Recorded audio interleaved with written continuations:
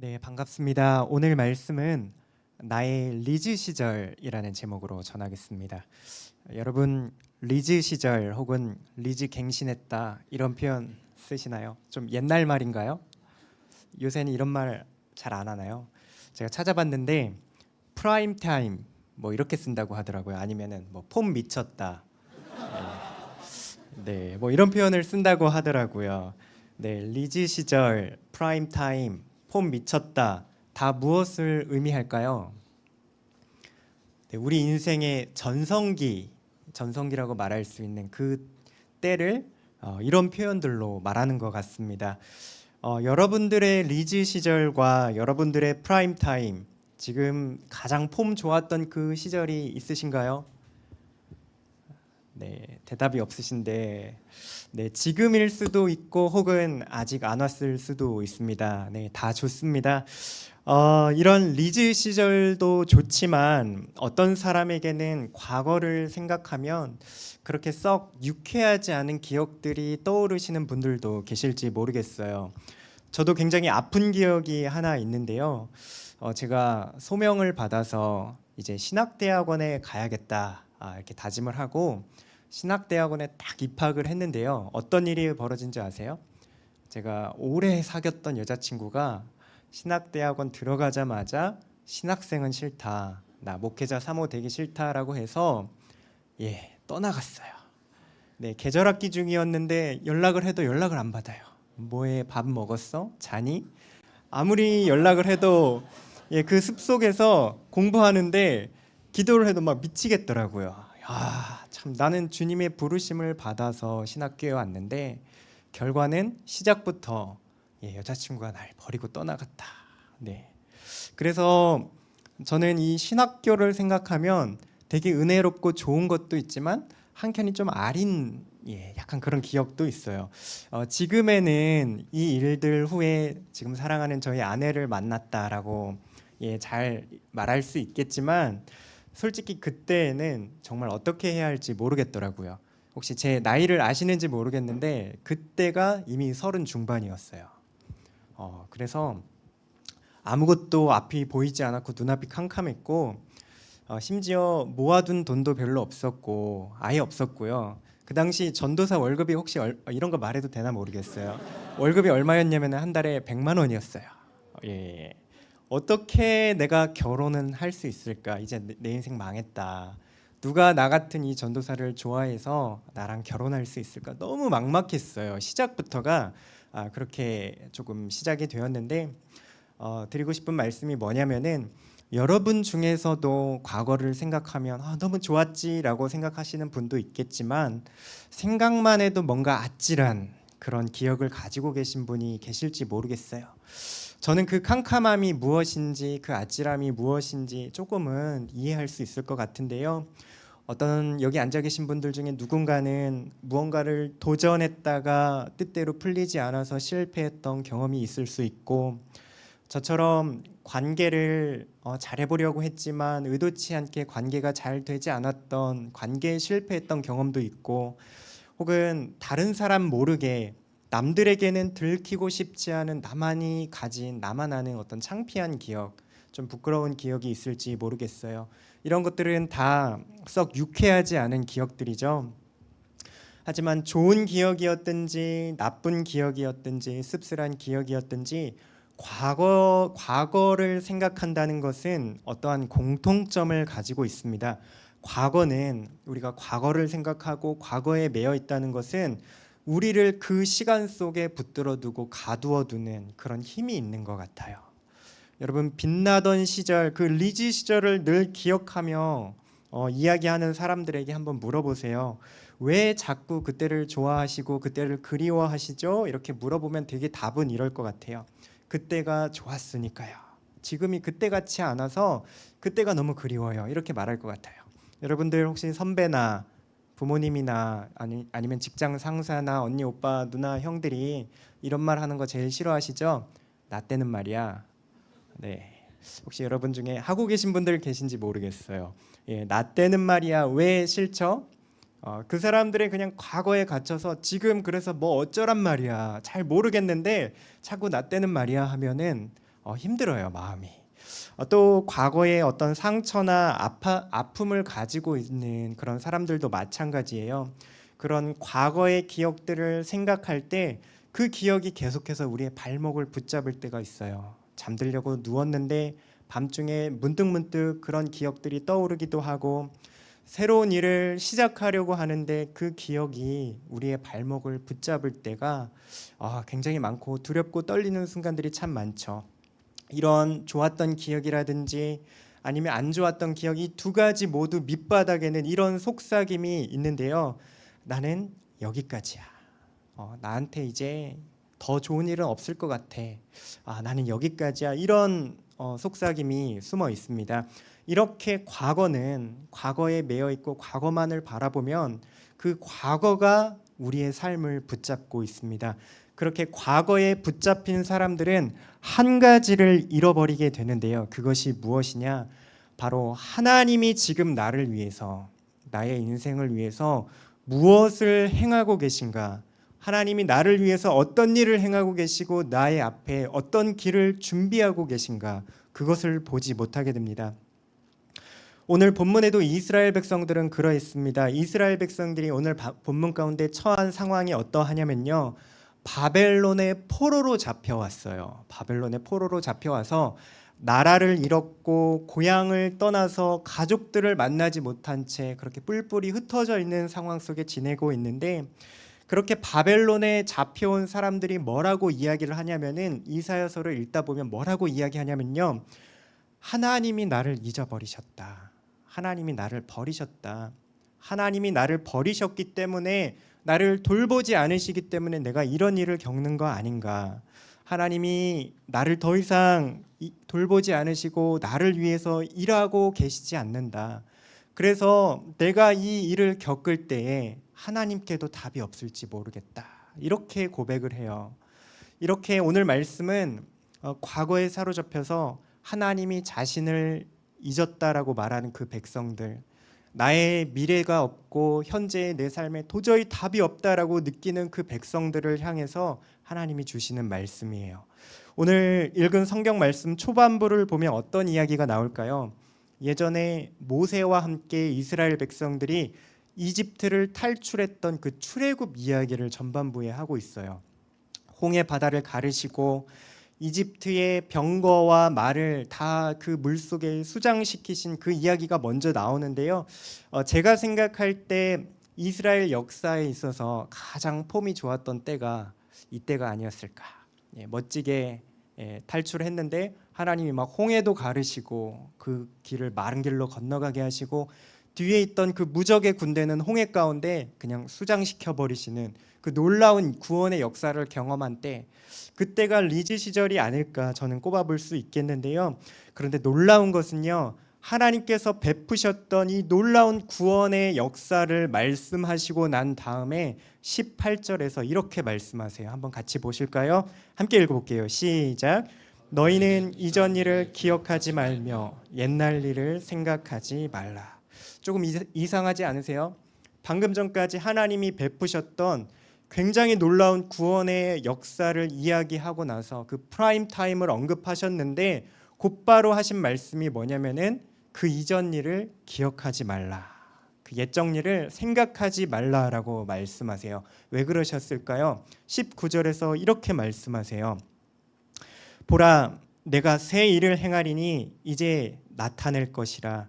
너희가 그것을 알지 못하겠느냐? 반드시 내가 광야의 길을, 사막에 강을 낼 것이다. 이렇게 말씀을 주고 계세요. 하나님께서 그 옛적 일들을 기억하지 말라고 말씀하신 것은 과거를 아예 지워버리고 아예 하나도 떠올리지 말고 그냥 모른 척하고 살아라, 이런 말씀이 아니셨어요. 앞으로 하나님께서 하실 일이 너무나도 새롭고 너무나도 크고 놀랍기 때문에 하나님께서 이전에 베풀어 주셨던 그 홍해를 건너간 기억조차 그냥 한 옛날 얘기에 불과해 보일 만큼 하나님이 놀랍고 새로운 일을 행할 것이다. 바로 이런 뜻으로 하나님이 말씀하신 거예요. 그래서 그 위대했던 출애굽 역사가 옛날 일, 그냥 한때 시절의 그 일들처럼 보일 만큼 하나님은 지금도 그 포로로 잡혀간 바벨론 이스라엘 백성들을 향해서 너무나 소중하고 중요하고 아름다운 계획을 품고 계시다. 그것을 행하고자 한다라고 하는 것이 바로 이 말씀의 의미이죠. 그래서 이스라엘 백성들이 기억하지 말아야 할 것은 두 가지가 있어요. 첫 번째는 바벨론에 지금 포로가 되었다라고 하는 과거의 안 좋은 기억이에요. 실패했던 기억, 너무나도 고통스러웠던 기억, 어떻게 내 힘으로 할 수 없을 것이다 여겼던 그 막막한 기억들, 그거 기억할 필요 없다 하나님이 말씀하시고요. 두 번째로는 이전에 받은 은혜, 애굽을 탈출할 때, 이집트를 건너올 때 경험했던 그 출애굽의 은혜, 그것도 기억하지 않아도 될 만큼 그 아픔과 과거에 받았던 그 은혜들, 그거 기억하지 않을 만큼 오늘 여러분들에게 필요한 새로운 은혜, 오늘 우리에게 필요한 새로운 은혜와 하나님의 역사와 하나님의 능력을 보여주시겠다라는 그 약속이 바로 오늘 말씀 가운데 담겨 있습니다. 그런데 한 가지 더 놀라운 사실이 있는데요. 내가 새 일을 행할 것이다 라고 말씀하시면서 그 다음에 덧붙이신 말씀이 뭐냐면은 이제 나타낼 것이라 라고 말씀하세요. 여기서 이제 나타낼 것이다 라는 이 표현을 원어로 보면은 계속해서 지금도 싹이 트고 있다 이런 뜻이거든요. 하나님이 이제 나타낼 것이다 라는 뜻은 이미 싹이 터서 자라고 있다 이런 뜻이에요. 여러분 화분에다가 씨를 다 심어보신 적 있으세요? 화분에 식물 키워보신 적 있으세요? 씨를 화분에 심자마자 물을 주면 바로 싹이 눈에 보이지 않아요. 눈에 보이지 않지만 그 씨앗에서 싹이 터서 흙을 뚫고 나오기까지 어느 정도 시간이 흘러요. 근데 그 시간이 언제가 될지 우리는 보이지 않은 채 그냥 씨가 죽어 있는 것처럼 보이지만 이미 그곳에서는 생명이 자라고 있고 뿌리가 자라고 있다는 것을 알 수 있죠. 그런 그림을 두고 하나님이 내가 지금 새 일을 나타낼 것이다 라고 말씀하고 계세요. 아직 이스라엘 백성들 그리고 우리 눈에는 보이지 않을 뿐 하나님은 이미 일을 시작하셨고 행하고 계시고 그것을 나타낼 준비를 하고 계시다라고 말씀을 전하고 있죠. 그래서 하나님이 이스라엘 백성들에게 그리고 오늘날 여기 앉아있는 저와 여러분들에게 하시는 말씀이 이것입니다. 더 이상 과거에 붙잡혀 살아갈 필요가 없다. 과거에 좋았던 기억, 그때만을 추억하며 살아갈 필요가 없고 과거에 아팠던 기억들, 지금 힘들고 괴로운 기억들, 그것이 내 삶이 어떠하게 되는지 결정하지 못하고 그것이 나의 가치를 매기지 않는다. 그렇기 때문에 고개를 들어라. 광야에 너의 인생에 내가 지금 길을 내고 있고 싹을 틔우고 있다라고 말씀을 하고 계세요. 그렇다면 하나님께서 광야에 길을 내신다라고 하실 때, 새 일을 행하실 것이다라고 하실 때 하나님이 내시는 길, 하나님이 내시는 새 일은 무엇을 의미할까요? 하나님께서 내가 광야에 길을 내겠다라고 말씀하실 때 분명하게 가리키고 있는 바가 뭐냐면은 내가 앞으로 이 광야를 어떤 방향으로 어떻게 건너가야 하는지 그 비법을 알려줄 테니까 너희가 알아서 한번 헤쳐나가 봐라. 내 역할은 여기까지다. 이렇게 말씀하시는 게 아니라 하나님께서 직접 그 길이 되어주시겠다.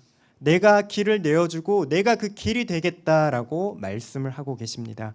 광야와 같은 우리의 인생, 도무지 답이 없어 보이는 우리의 과거와 현재와 또 그것을 비추어 볼 때 생각하는 우리 미래를 볼 때 하나님이 길이 되어 주셔서 우리의 인생을 끝까지 책임져 주시고 우리 삶에 필요한 자원들, 모든 힘들, 능력들 그리고 마음의 평안과 우리가 누려야 할 그 미래의 일들까지 다 하나님 안에 있다라고 하나님께서 우리에게 가르쳐 주고 있습니다. 사랑하는 청년교구 여러분, 이스라엘 백성들은 앞서서 하나님이 나를 잊으셨다. 하나님이 나 잊으신 거 아니냐, 버린 거 아니냐 이렇게 말했다라고 했습니다. 이집트에서도 그랬죠. 그들이 노예로 살아갈 때 하나님이 우리 잊으셨다라고 생각했습니다. 그런데 어떠했죠? 하나님이 모세를 통하여서 강한 손으로 자기 백성들을 구원하셔서 홍해를 가르시고 그 광야 40년 동안 옷이 해지지 않고 목마르지 않고 배고프지 않도록 하나님이 지켜주셨습니다. 그리고 시간이 흘러서 1000년 뒤에 지금 바벨론에서도 똑같았어요. 이스라엘 백성들이 하나님이 나를 잊으셨다라고 말했지만 하나님은 그들을 건져내셔서 광야에 길을 내시고 사막에 강을 내셔서 다시 예루살렘으로 그 고향 땅으로 돌아오도록 인도해 주셨습니다. 사실 그 이스라엘 백성들이 했던 고백은 우리가 갖고 있는 지금 이 심정과도 너무나도 똑같죠. 여러분들의 삶에 문득 어려운 일들이 찾아오고 여러분들의 삶에 어두운 일들이 찾아오면은 하나님이 보이지 않습니다. 하나님이 나를 잊으신 것 같고 하나님이 살아계시다면 하나님이 정말 나를 사랑하신다면 내가 도대체 왜 지금 이 일을 겪어야 하는가 이런 질문 의심이 떠오를 때가 너무나도 많이 있어요. 도대체 하나님 무슨 일을 행하고 계시고 내 삶을 붙들고 계신 게 맞는가? 그런데도 놀랍게 하나님께서는 우리의 인생을 향해서 내가 길이 되어 주겠다라고 말씀을 하시면서 하나님이 보여주신 길이 무엇이냐 하면은 바로 하나님이 직접 우리 가운데 찾아오셔서 진짜 길이 되어 주신 그 사건이 있었죠. 바로 예수님께서 내가 곧 길이요 진리요 생명이다 말씀하시면서 이 땅 가운데 우리를 위해서 행한 일들이 있습니다. 여러분 오늘 말씀에 보면은 14절 처음 읽을 때 하나님을 뭐라고 부르는지 아세요? 하나님이 너희의 구속자요 이스라엘의 거룩한 이다라고 말씀하세요. 여기서 구속자라는 표현이 어떤 의미인지 혹시 아시나요? 구속자라는 표현은 그 당시 노예 제도가 있었는데 여러분들 뭐 글래디에이터나 뭐 이런 영화를 보면 그런 노예들이 사고 파는 그런 문화들 많이 보게 되시죠. 그렇게 종으로 팔려간 가족이라든지 친척을 위해서 누군가가 대신해서 빚을 갚아주고 그 사람의 몸값을 지불해서 다시 자유를 주고 그의 삶을 회복시켜 주는 것, 그것을 구속하다라고 표현을 했어요. 다시 말해서 내가 치를 수 없는 값을 다른 누군가가 대신 치러서 내 삶이 온전해질 수 있게 은혜를 베푸는 그런 과정들을 구속하다라고 성경에서는 불러요. 하나님이 우리의 삶을 그렇게 다시 되찾아 주셨어요. 하나님은 하늘에서 우리를 그냥 바라만 보시고 내가 이렇게 해줬으니까 너 알아서 이제 먹고 살아라 이렇게 가만히 우리를 지켜보시는 분이 아니라 하나님이 직접 이 땅 가운데 이 세상 가운데 세상의 일들 가운데 고난 가운데 사로잡힌 우리를 위해서 직접 찾아오셨고 자신의 가장 귀한 아들의 피로 그 아들을 십자가에 못 박으심으로써 광야와 같은 우리 인생에 직접 길을 내어 주시는 분으로 찾아오셨다는 사실을 우리는 기억할 수가 있죠. 여러분 오늘 우리가 읽지는 않았지만 본문을 조금 내려가 보면은 이렇게 하나님이 말씀하세요. 이사야서 43장 25절 말씀 같이 한번 또 읽어 보실까요? 시작. 나 곧 나는 나를 위하여 내 허물을 도말하는 자니 내 죄를 기억하지 아니하리라. 네, 여기 보시면 어떤 말이 나오냐면요. 우리의 삶을 우리 모든 인류를 사로잡고 있는 가장 큰 문제가 무엇이냐 하면 바로 죄와 죽음의 문제죠. 바로 그 죄와 죽음의 문제에 관해서 하나님이 말씀하시는데요. 뭐라고 하시냐면은 내 허물을 도말하는 자다 내가. 그러면서 내 죄를 기억하지 않겠다라고 말씀하세요. 우리 삶의 가장 큰 문제, 가장 큰 장애물, 가장 큰 고난의 그 근원인 이 죄를 하나님이 더 이상 기억하지 않으시겠다라고 선포하시죠. 왜냐하면 여러분이 밤마다 또 혼자 있을 때마다 떠오르는 그런 죄와 연약함과 과거의 실패와 아픔과 여러 가지 고통의 문제를 다 그 고통의 문제를 예수님께서 십자가에서 짊어지고 이미 우리를 위해서 그 값을 다 치르셨기 때문에 그렇기 때문에 하나님은 우리를 향하여 하시는 말씀이 너의 죄를 더 이상 기억하지 않겠다. 그 죄를 더 이상 우리에게 묻지 않으실 거다라고 말씀하세요. 그렇게 하나님은 여러분들을 향해서 여러분들의 삶의 길을 새롭게 걸어갈 수 있게 길을 만들어 주시고 예수님이 친히 길이 되어 주셔서 여러분을 인도하고 계시다라고 말씀하고 계시죠. 여러분들의 삶에 어둠이 짙게 찾아올 때가 있으신가요? 지금 여러분들이 아까 우리 한 형제님도 기도하셨는데 뭐 진로라든지 취업이라든지 뭐 결혼이라든지 그런 문제 앞에 도저히 길이 보이지 않는 순간들이 문득 찾아올 때가 있을 거예요. 그때 기억하셨으면 좋겠는 게 바로 예수님께서 우리를 위해 그 우리가 경험해야 하는 이 모든 어둠과 고통의 대가를 십자가에서 이미 다 치르셨다라는 사실이에요. 그리고 우리는 우리가 할 수 없는, 우리가 해낼 수 없고 이룰 수 없는 그 은혜의 대가를 예수님이 대신 치르셨기 때문에 우리는 예수님 의지에서 계속해서 앞으로 걸어갈 수 있다. 예수님이 우리와 함께 하시고 길이 되어 주셔서 우리를 인도하고 계신다라는 이 믿음을 굳게 붙잡으셨으면 좋겠어요. 이렇게 하나님께서는 우리 인간들이 품고 있는 가장 큰 문제인 고통의 문제, 죄의 근원의 그 문제를 해결하시기 위해서 자신이 가장 사랑하시는 그 아들도 아끼지 않으셨습니다. 그렇다면 자신의 아들까지도 아끼지 않을 만큼 우리를 사랑하셨다면 여러분들이 지금 삶에 겪고 있는 크고 작은 그런 문제들을 향해서 하나님이 얼마나 더 세밀하게 바라보고 계시고 그 문제들을 붙들고 계실지 우리는 분명하게 알 수 있을 것입니다. 그렇게 하나님은 예수님을 통해서 여러분들의 삶을 새롭게 빚어가고 계십니다. 사랑하는 청년교구 여러분, 지금 여러분은 이 자리에 어떤 심정으로 앉아 계신가요? 혹시 여러분들 중에는 나 옛날에 좀 괜찮았는데 내 리즈 시절 그때를 그리워하며 혹시 앉아 계신가요? 혹은 지우고 싶은 그런 과거의 어떤 실패한 일들, 상처의 흔적들을 되뇌면서 그냥 그 자리에 머물고 계신가요? 하나님이 여러분들을 향해서 오늘 이 시간 말씀하고 계십니다. 이전 일을 기억하지 말라.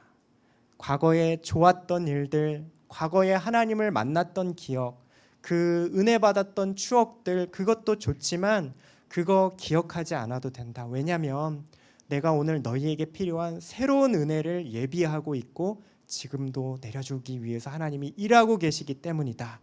여러분들의 과거의 아픔, 지금 직면한 문제와 고민들 모두 잊어버려도 괜찮다. 왜냐하면 내가 새로운 일을 나타낼 것이기 때문이다. 이렇게 하나님께서 여러분들을 향해서 말씀하고 계세요. 혹시 지금 아직도 나의 인생에는 아무런 싹도 보이지 않는데 어떻게 내가 하나님을 의지하고 붙들 수 있을까? 이런 마음이 드시는 분들이 계실까요? 아까 계속해서 하나님이 이제 나타낼 것이다, 계속해서 싹이 터오르고 있다라고 했던 그 말씀을 기억하시기 바랍니다. 아직 흙에 올라오지만 않았을 뿐 땅 밑에서 이미 하나님의 일들, 새로운 일들이 계속해서 시작되고 있습니다. 사랑하는 여러분, 우리가 전전긍긍하며 계속해서 붙들고 있는 우리 삶들의 일들은 이제 하나님께서 대신하여서 예수님 앞에 나온 우리의 모든 인생을 하나님이 대신해서 붙잡고 계시고 하나님이 그 문제를 이끌어 가시고 계시다는 사실을 믿으시기 바랍니다. 그래서 이번 한 주간 문득 여러분들의 어떤 과거의 아픔들 혹은 현재의 일들, 그런 고민들이 문득 떠오를 때마다 이렇게 한번 고백하고 선포하셨으면 좋겠어요. 하나님이 지금도 내 인생에 싹을 틔우고 계시다. 하나님이 내 삶을 붙들고 계시고 내 삶을 인도하고 계시고 내 삶 가운데 새 일을 행하고 계시다. 아침에 출근을 하면서 혹은 알바하는 그 자리에서 아니면 독서실에서 자격증 공부를 위해 책을 펴는 그 책상에서 혹은 밤에 잠이 오지 않는 그 외로운 밤에 이렇게 한번 고백해 보세요. 그 여러분들의 인생, 광야와 같은 인생 한복판에 하나님이 찾아오셔서 길이 되어 주시고 여러분과 함께 걸으실 것입니다. 그렇게 모든 시간을 하나님과 함께 동행하며 은혜 가운데 잘 통과하는 우리 청년교구 되기를 축복합니다.